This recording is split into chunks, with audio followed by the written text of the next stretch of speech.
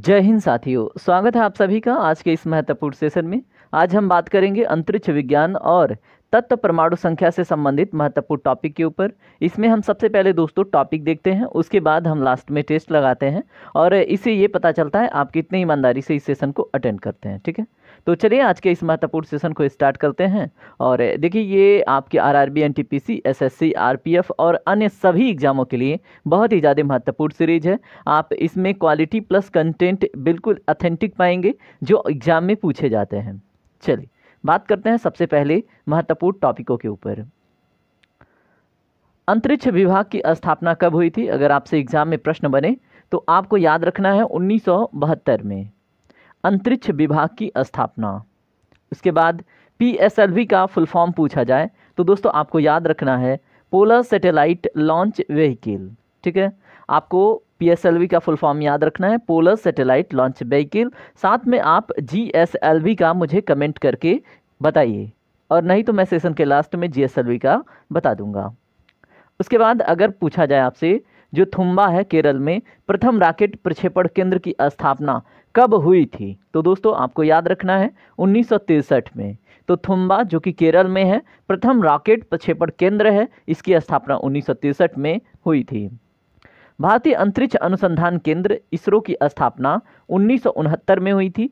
आपको याद रखना है, उम्मीद करता हूँ आपको याद होगा। विदेशी भूमि से छोड़ा गया भारत का पहला वैज्ञानिक उपग्रह आर्यभट्ट था, जो कि भारत का पहला उपग्रह भी था। ठीक है, और ये 19 अप्रैल 1975 को छोड़ा गया था, आपको याद रखना है। उसके बाद भारत का पहला भूमिगत परमाणु विस्फोट कब हुआ था, तो दोस्तों 18 मई 1974 को। कहाँ पे? पोखरण, राजस्थान में। उसके बाद अगर हम बात करें स्वदेश निर्मित एवं स्वदेश भूमि से प्रक्षेपित प्रथम उपग्रह का नाम क्या है, तो दोस्तों उसका नाम है रोहिणी, और ये 17 अप्रैल 1983 को छोड़ा गया था। याद रखना है स्वदेश निर्मित यानी कि अपने देश में ही निर्मित, और स्वदेश भूमि से मतलब अपने ही भूमि से प्रक्षेपित प्रथम उपग्रह है रोहिणी। आपको याद रखना है कब छोड़ा गया था, 17 अप्रैल 1983 को। भारत को राकेश शर्मा द्वारा रूसी अंतरिक्ष यात्री के साथ अंतरिक्ष में कब प्रवेश मिला था या फिर कब गए थे, तो दोस्तों 1984 में। विक्रम साराभाई अंतरिक्ष केंद्र आपको कहाँ पे देखने को मिलता है, तो ये आपको त्रिवेंद्रम में देखने को मिलता है। भारत का उपग्रह प्रक्षेपण केंद्र कहाँ पर है, तो दोस्तों ये श्रीहरिकोटा आंध्र प्रदेश में स्थित है। भारत का प्रथम कृत्रिम उपग्रह आपसे पूछा जाए तो दोस्तों रोहिणी है। आपको पहले ही मैं बता चुका हूं कि स्वदेश निर्मित एवं स्वदेश भूमि से प्रक्षेपित प्रथम उपग्रह रोहिणी है, तो आपको याद रखना है। ठीक है, और इसका वर्जन कौन सा है? IR first. ये कब छोड़ा गया था? 18 जुलाई 1980 को। ठीक है, तो ये आपको याद रखना है। चलिए बात करते हैं अन्य टॉपिक के ऊपर।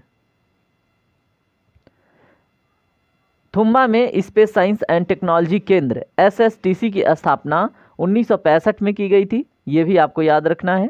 भाभा परमाणु अनुसंधान केंद्र बार्क की स्थापना 1954 में मुंबई के ट्राम्बे में किया गया था। इंदिरा गांधी परमाणु अनुसंधान केंद्र की स्थापना 1971 में कलपक्कम मद्रास में किया गया था। ठीक है, तो आप याद रखेंगे, सब सारे के सारे महत्वपूर्ण टॉपिक हैं।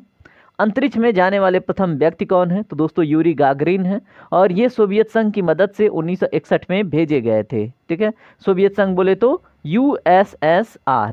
ठीक है, उसके बाद अंतरिक्ष में जाने वाली प्रथम महिला कौन है, तो दोस्तों उनका नाम है वेलेंटीना तेरेस्कोवा, और ये भी सोवियत संघ की मदद से 1963 में भेजी गई थी। ठीक है, दोनों याद रखना है। प्रथम अंतरिक्ष पुरुष कौन है, तो यूरी गागरिन है, और प्रथम अंतरिक्ष महिला कौन है, तो वेलेंटीना तेरेस्कोवा है। दोनों USSR की मदद से, एक 1961 में, एक 2 साल बाद 1963 में भेजी गई थी। चंद्रमा पर चरण रखने वाले प्रथम व्यक्ति कौन है, तो दोस्तों उनका नाम है नील आर्मस्ट्रांग, जो कि अमेरिका से संबंध रखते हैं। इन्होंने 21 जुलाई 1969 में क्या किया था, अपना यात्रा तय किया था। ठीक है, तो आप याद रखेंगे चंद्रमा पर चरण रखने वाले प्रथम व्यक्ति नील आर्मस्ट्रांग हैं। अंतरिक्ष में जाने वाला प्रथम भारतीय कौन है, तो दोस्तों उनका नाम है स्क्वाड्रन लीडर राकेश शर्मा। तो आपको सिर्फ राकेश शर्मा याद रखना है, और ये 1984 में गए थे। ठीक है, और किसकी मदद से गए थे, अभी थोड़ी देर पहले हमने बताया, कमेंट में जरूर बताएं।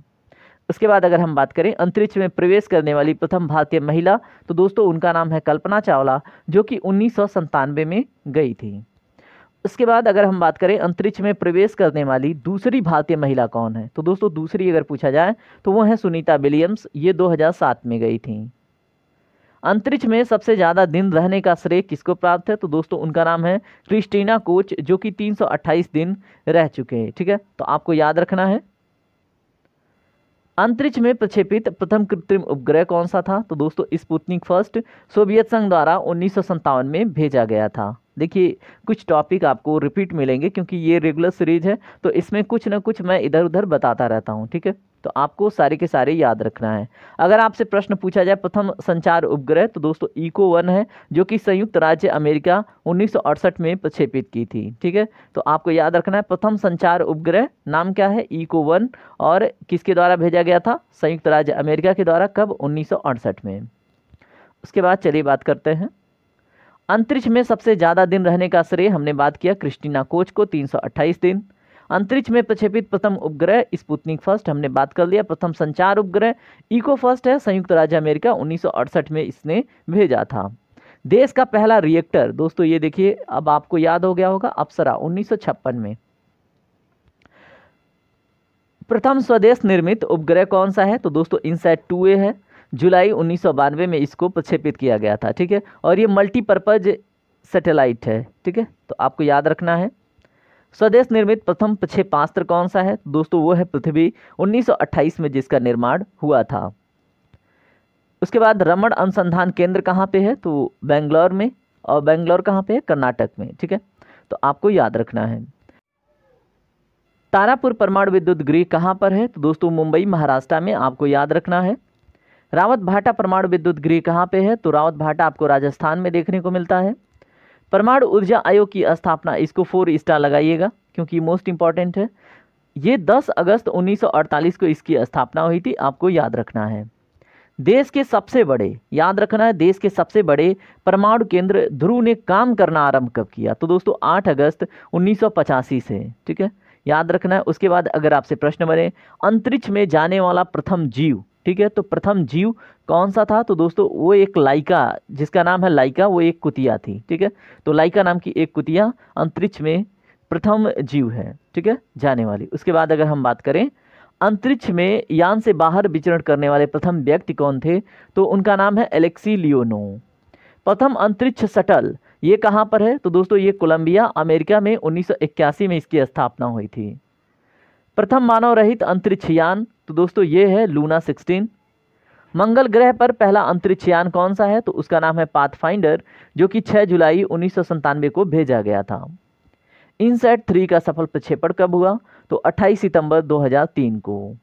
कक्षा में प्रथम अंतरिक्ष प्रयोगशाला, तो वो है स्काई लैब, जो कि अमेरिका का है, जिसने 1973 में बनाया था। ठीक है, तो आप याद रखेंगे। प्रथम अंतरिक्ष पर्यटक कौन है, तो दोस्तों इनका नाम है डेनिस टीटो, जो कि 2001 में इन्होंने अपना पर्यटन किया था। पहला मानव रहित अंतरिक्ष यान, उसका नाम है लूना 16, हमने बात किया, और ये 12 सितंबर 1970 को गया था, आपको ये याद रखना है। चंद्र तल पर मनुष्य को उतारने वाला प्रथम अंतरिक्ष यान का नाम क्या है, तो उसका नाम है अपोलो 11। ठीक है, उसके बाद सर्वप्रथम मानव रहित कृत्रिम उपग्रह का प्रक्षेपण करने वाला देश कौन सा है, तो दोस्तों सोवियत संघ, यूएसएसआर। ठीक है, तो वो यूएसएसआर में कई देश आते थे, अभी तो वो सिंगल रसिया ही है। ठीक है, भारत की प्रथम महिला अंतरिक्ष यात्री कल्पना चावला का निधन कब हुआ, तो 1 फरवरी 2003 को, याद रखना है। अब हम बात करेंगे तत्व और उनके परमाणु संख्या और उनके संकेत के ऊपर। अगर हम बात करें हाइड्रोजन का, तो इसका दोस्तों क्रम क्या है, 1 है, और यहाँ पे हम अगर बात करेंगे परमाणु संख्या तो 1 है, और संकेत क्या होता है, H होता है। और हीलियम की बात करें तो दोस्तों हीलियम He से डिनोट किया जाता है, इसका परमाणु क्रमांक 2 होता है। यहाँ पे मोस्ट इंपॉर्टेंट हाइड्रोजन हीलियम की बात करें तो आपसे प्रश्न बनता है कि सूर्य के नाभिक में सबसे अधिक या सूर्य में सबसे अधिक मात्रा में कौन सा तत्व है, तो हाइड्रोजन है। और वही हाइड्रोजन जब क्या करता है, नाभिकीय संलयन करता है, तो वही हीलियम में कन्वर्ट हो जाता है। ठीक है, और प्लस एनर्जी निकलती है, और जो एनर्जी हम तक पहुँचती है, जिससे पृथ्वी पे जीवन है। उसके बाद बात करें हम लिथियम की, तो इसको हम Li से डिनोट करते हैं, और इसका परमाणु क्रमांक 3 है। बेरिलियम की बात करें तो Be से डिनोट करते हैं, और इसका परमाणु क्रमांक 4 है। बोरॉन की बात करें तो इसको केवल बी से डिनोट करते हैं, इसका परमाणु क्रमांक 5 है। कार्बन ये तो आपको पता ही है, सी से डिनोट करते हैं और इसका परमाणु क्रमांक 6 है। देखिए यहाँ पे सिर्फ हम महत्वपूर्ण तत्वों को देखेंगे जो कि आपके एग्जाम में पूछे जाते हैं। नाइट्रोजन की बात करें तो एन से डिनोट किया जाता है, इसका परमाणु क्रमांक 7 है। ऑक्सीजन जो कि जीवनदायिनी गैस है, इसको ओ से डिनोट करते हैं, इसका परमाणु संख्या 8 है। उसके बाद फ्लोरीन एफ से डिनोट किया जाता है और इसका परमाणु क्रमांक 9 है। नियान इसको एन ई से डिनोट करते हैं और इसका परमाणु क्रमांक 10 है। उसके बाद बात करें सोडियम, तो सोडियम को एन ए से डिनोट करते हैं, परमाणु संख्या 11 है। मैग्नीशियम की बात करें तो दोस्तों एम जी से डिनोट करते हैं, परमाणु क्रमांक इसका 12 है। एल्यूमिनियम को हम एल से डिनोट करते हैं, परमाणु क्रमांक 13 है, आपको याद रखना है। और सिलिकॉन को एसआई से डिनोट करते हैं और इसका परमाणु क्रमांक 14 है। ठीक है, देखिए यहाँ पे सिर्फ हम महत्वपूर्ण तत्वों को याद कर रहे हैं क्योंकि इन्हीं तत्वों से एग्जाम में प्रश्न बनता है। अब देखिए सिलिकॉन को हमने देख लिया। उसके बाद अगर हम बात करें फास्फोरस, तो दोस्तों फास्फोरस जो कि हड्डियों के लिए महत्वपूर्ण होता है, इसको हम पी से डिनोट करते हैं और इसका परमाणु क्रमांक 15 है। सल्फर को एस से डिनोट करते हैं, जिसका परमाणु क्रमांक 16 है, आपको याद रखना है। क्लोरीन इसको सी एल से डिनोट करते हैं, परमाणु क्रमांक 17 है। आर्गन इसको ए आर से डिनोट करते हैं, परमाणु क्रमांक 18 है। पोटेशियम के से डिनोट करते हैं, परमाणु क्रमांक संख्या 19। कैल्शियम को सी ए से डिनोट करते हैं और इसका परमाणु क्रमांक है 20। उम्मीद करूंगा ये सब आपको एक बार याद होगा, लेकिन इस सेशन में आपको रिवीजन करने का मौका मिल रहा है ना। उसके बाद स्कैंडियम की बात करें तो इसको एस से डिनोट करते हैं और इसका परमाणु क्रमांक 21 है। उसके बाद अगर हम बात करें टिटेनियम का तो इसको टी आई से डिनोट करते हैं, परमाणु क्रमांक 22 है। उसके बाद वैनेडियम की बात करें तो वी से डिनोट करते हैं और परमाणु क्रमांक 23 है। क्रोमियम की बात करें सी आर, इसका परमाणु क्रमांक 24। उसके बाद मैंगनीज की बात करें तो इसको एम से डिनोट करते हैं और इसका परमाणु क्रमांक 25 है। देखिए मैग्नीशियम और मैंगनीज में बहुत कन्फ्यूजन होता है, तो मैग्नीशियम को एम से और मैंगनीज को एम से, ठीक है, तो यहाँ पे कन्फ्यूजन क्लियर करके चलिएगा। लोहा को एफ से डिनोट करते हैं, इसका परमाणु क्रमांक 26 है। कोबाल्ट को CO से डिनोट करते हैं, परमाणु क्रमांक 27 है। ठीक है, इसके बाद जल्दी से हम देख लें तो निकिल को तो दोस्तों Ni से डिनोट करते हैं और इसका परमाणु क्रमांक 28 है। और जो पृथ्वी का कोर है उसमें आयरन और निकिल सबसे अधिक मात्रा में है, ये आपको याद रखना है। ठीक है, तो आयरन और निकिल सबसे अधिक मात्रा पृथ्वी के कोर में है।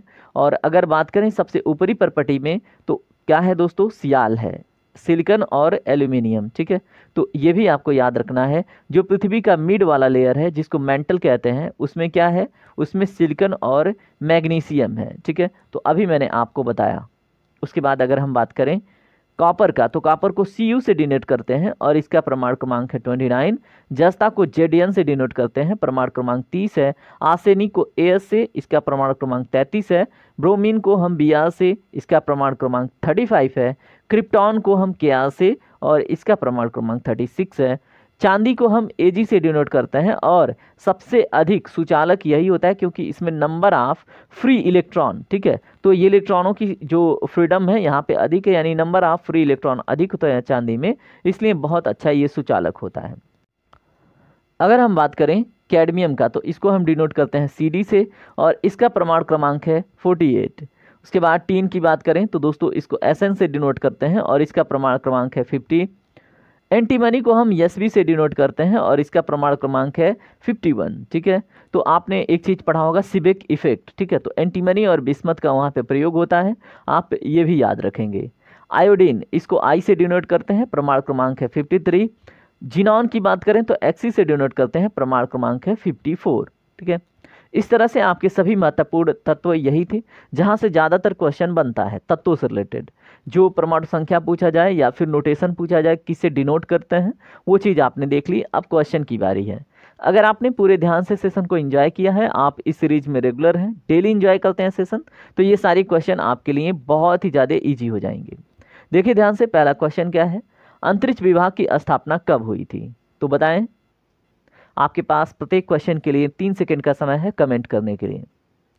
इसका right answer option number B, 1972 में। अंतरिक्ष में जाने वाली प्रथम महिला का नाम बताना है। इसका right answer option number C, Valentina Tereshkova. Question number 3, sodium का प्रतीक क्या है? इसका right answer option number C Na। Question number 4, Au, Ag, Cu तथा Fe में सबसे अधिक तन्य कौन सा है? इसका राइट आंसर क्या होगा? ऑप्शन नंबर ए। Au को दोस्तों, Au क्या होता है? गोल्ड को हम Au से डिनोट करते हैं और गोल्ड सबसे अधिक तन्य होता है, ठीक है, तो आप याद रखेंगे। 18 कैरेट में कितना प्रतिशत शुद्ध सोना पाया जाता है? इसका राइट आंसर है ऑप्शन नंबर बी 75%, ठीक है, तो आप याद रखेंगे। डायनामाइट में मुख्य रूप से होता है, क्या होता है?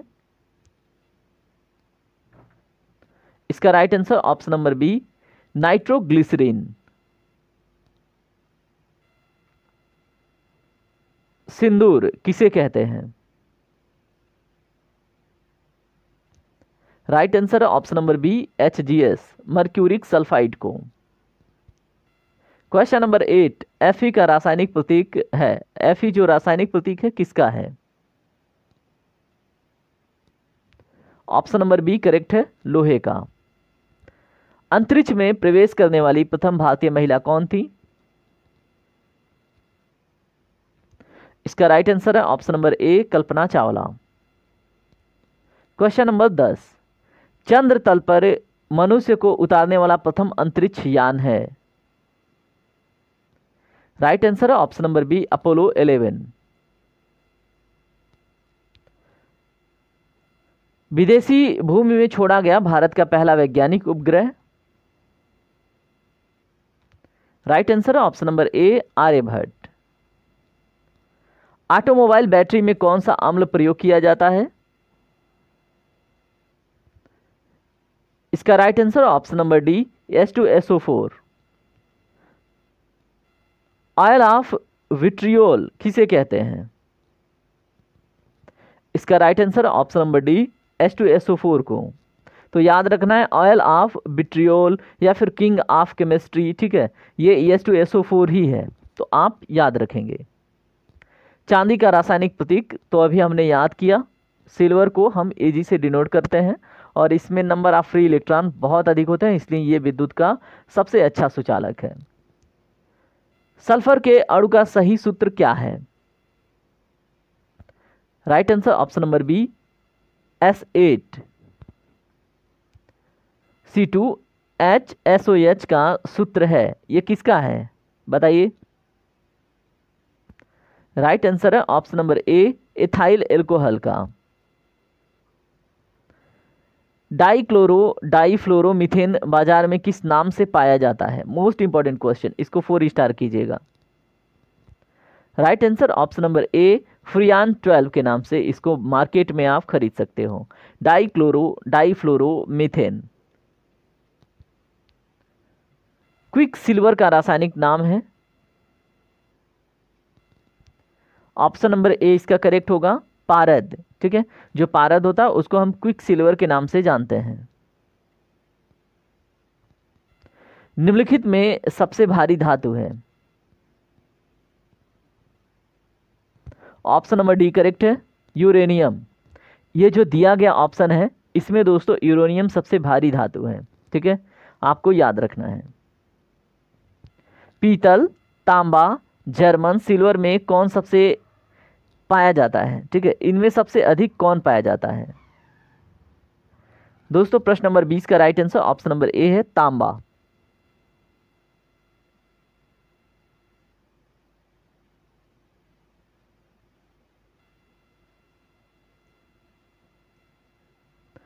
जस्ता चढ़ाने की प्रक्रिया में लौह चादर किसे लेपित किया जाता है? प्रश्न नंबर 21।